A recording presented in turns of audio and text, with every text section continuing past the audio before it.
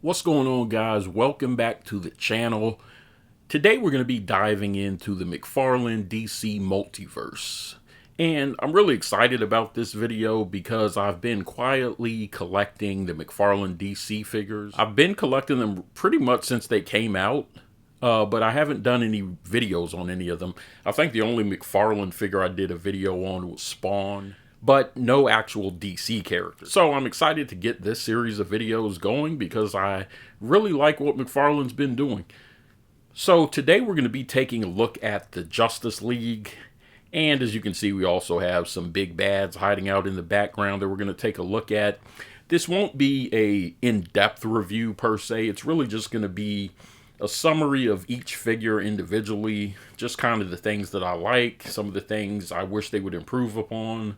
So if you're not familiar with these figures, you may find this video of interest. We're also going to be talking about some of the different variants they have for some of these figures as well. So let's go ahead and dive into it, and we're going to start out with Batman. Alright guys, so starting out with the Caped Crusader, the Dark Knight, whatever you want to call him, the Batman. The version I have has the goggles down. They also have a version where his goggles are resting up on his forehead. We do see both looks in the movie, so I don't mind this version. I also have an unmasked version coming in the mail. Hopefully that'll be in on Tuesday, and I may do a quick review on that. So essentially we have three different versions of Batman. And that's kind of common with McFarlane figures. You will see a lot of reuse of the bodies with just different heads, unmasked figures, different color variants, things like that. It's good and bad. Sometimes I wish they would just include the extra head with the figures. Other times it's like, okay, I really only want this particular head anyway. So with Batman, I really do like the different textures that we get.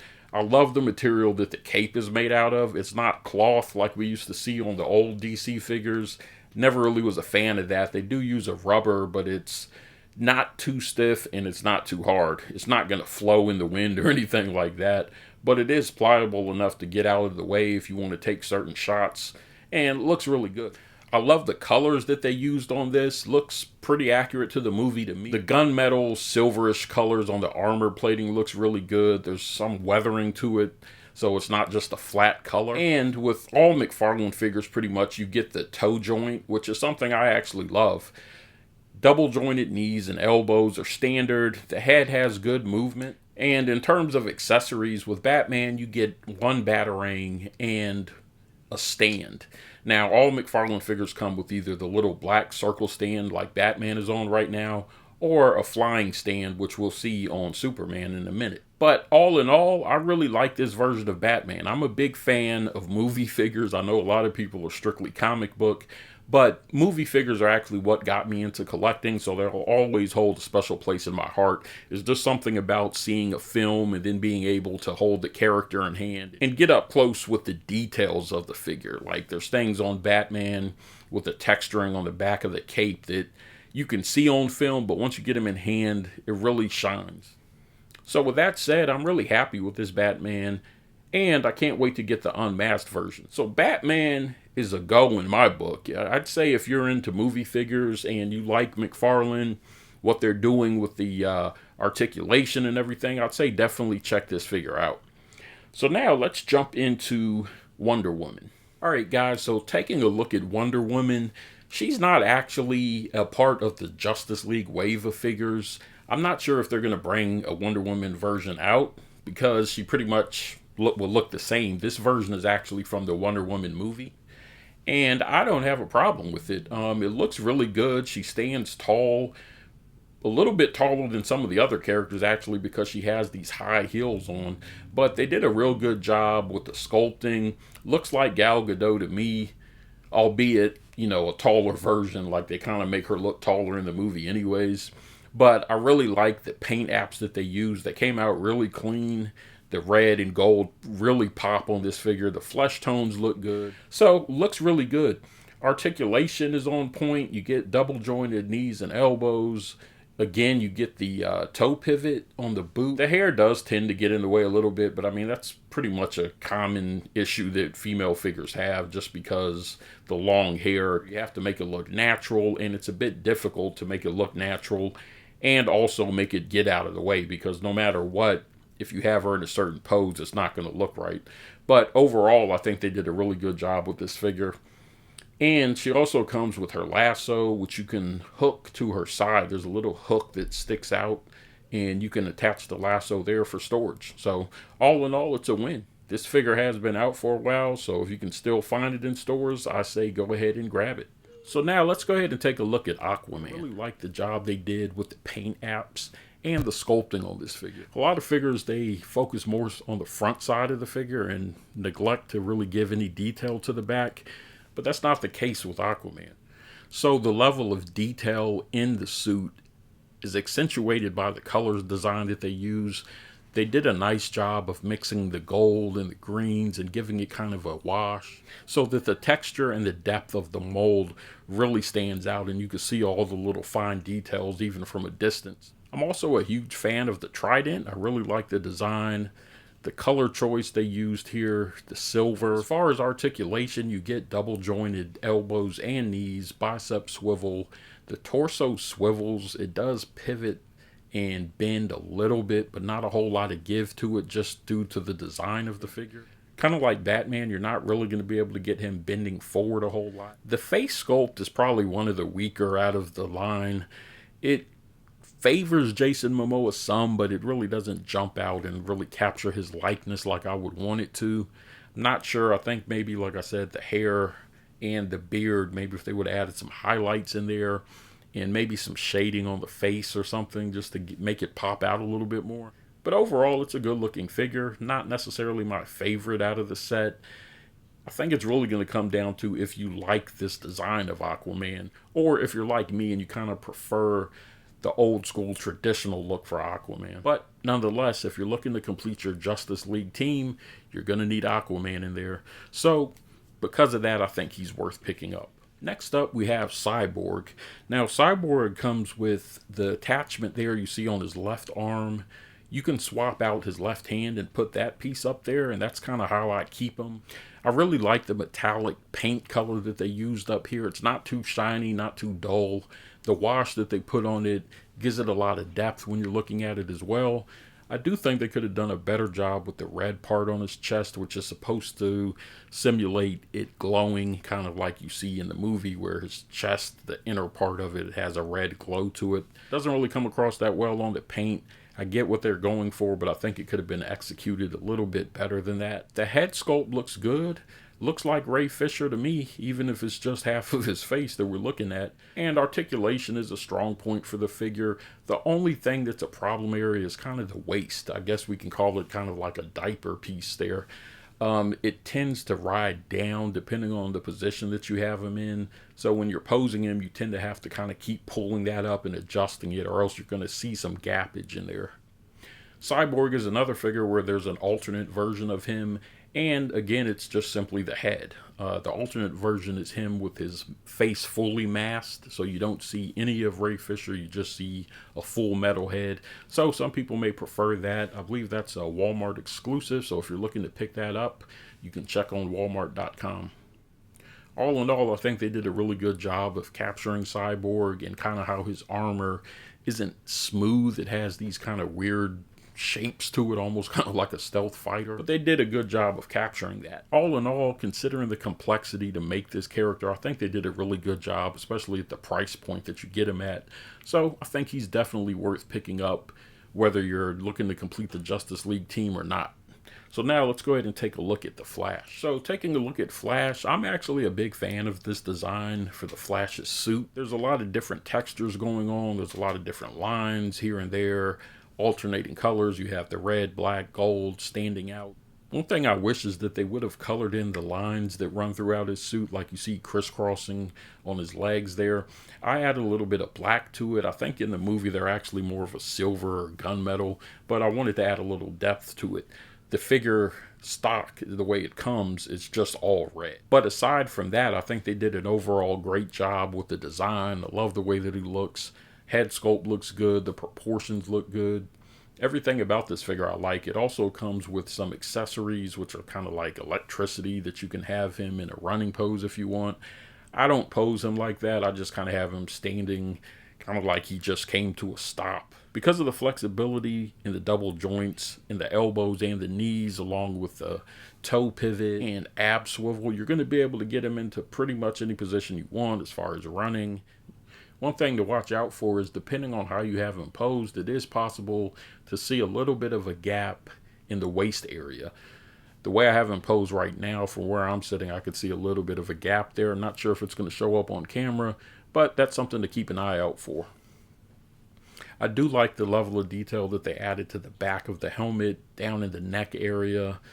Again, we're seeing detail, that McFarlane detail. That's what they're known for. So all the textures and everything look really good. You have a mix of smooth and kind of rough surfaces on the armor. The gold color they use really stands out, and all in all, looks really good. So this is definitely a figure that I would recommend picking up. He's going to look good by himself or with the team. So now let's go ahead and take a look at Superman. Alright guys, so here we have Superman in his black suit as seen in the movie. And he looks really good. If you have any of the other Superman figures, then you kind of know what you're getting here. They are using some of the same hand poses. We get the fist and kind of the open hand like he's flying in the distance. The cape, again, the material they used is nice. It's not too thin, not too thick. As you can see, it gets out of the way of the stand pretty nicely. And the suit itself, while it is a solid color, kind of a black, it does have a lot of texture to it that you can really appreciate once you get it in hand. Even on the Superman emblem on his chest, you can really see the level of detail that they put into it there. So I'm a huge fan of this figure. They also have another variant, the red and blue, which I actually have. And this is a Target exclusive. I was lucky to get one. I had to drive about 20 miles away to a store that showed that they had one in stock, and they ended up having it in the back. So I was able to get the only one they had in the store. A little bit difficult to track down if you are looking for it, but it's definitely worth it. I really like it. It's a shame that it's not more widely distributed, because I think this is a version of Superman that a lot of fans and collectors are going to want. So to make it a Target exclusive, again, is a bit questionable in my opinion. But hopefully we'll see a lot more Superman. I'm sure we will. We got a ton of Batman from McFarlane, so have a feeling we're going to be seeing more Superman. But articulation is excellent on this figure. And again, either version, whether the black suit or the red and blue more classic look, I think is a win. So definitely something I'm happy to have in my collection, and I think you'll be happy to have them too. So let's go ahead now and take a look at one of the big bads from the movie, Steppenwolf. Alright guys, so looking at Steppenwolf, as you can see, he's a big boy. Can't even get him fully in the shot right now. I do have him posed with a flight stand. He doesn't come with a flight stand. I actually used one from one of the other figures. He comes with one of the little black circular stands, which is, you know, I think they could have at least made that bigger if they're going to give him that type of a stand, because it really doesn't really help with this figure. You're going to need either a flight stand or a bigger stand to put him on. Because his feet are so small, he doesn't have a lot of surface space to hold him upright, so him toppling over is something that is bound to happen unless you get a stand that's going to hold him up properly. So that's just something to be aware of. Aside from that, though, I really love the detail that they put into this figure. If you've seen the movie, then you know his armor is kind of always active. In the movie, those pieces individually are not always up. It's they're just coming up and going back down in different areas. I'm not sure if it's dependent upon his mood or what his movement. I'm not really sure how it works, but looks really cool. I like the axe that he comes with. There's a lot of detail just in that alone. And I mean, this is a figure that you could probably stare at for hours and just look at all the different detail that they have in there. He's fairly posable, but he's a bigger figure, so you're not really going to get him to be real agile or anything. But considering his size, I think they did a decent job. The only thing that kind of hinders it is his elbows. You don't get a ton of movement in there just because of the armor, and that's more a limitation of the design of the character more so than saying that they did something wrong in making him. The head sculpt looks really, really good. I think they captured him spot on. Looks just like Steppenwolf from the movie. The coloring of the overall figure looks good, looks accurate. Could probably be a little bit more shiny to match the movie, but I'm okay with it. I like the way that it looks. Definitely a figure worth picking up. Just know that you're going to have a better stand than what's included with the figure to keep him standing upright. So now let's go ahead and close out this video with the man himself, Darkseid. Alright, so once again we have a big figure that's not going to fit fully in the frame, but Darkseid is a character that I really like. I like what they did with him in the movie, in the Snyder Cut. It made the film a lot better, even though he was only in there for a little while. Now, Darkseid is another figure that has an alternate version. And what we're going to get is one with the armor-plated chest, and I think that's a San Diego Comic-Con exclusive, if I'm not mistaken. It was up for pre-order, I believe, on Target, but it sold out, so maybe a little bit tough to get that version of him. This version with the bare chest, though, looks good. He has the Omega emblem kind of pushed into his chest cavity, so bit of a tweak on the design that we're used to, but hey, that's how it looked in the movie, so that's what they went with. Overall, the paint apps look great. The skin texture looks really, really good. I like the wash that they used on it.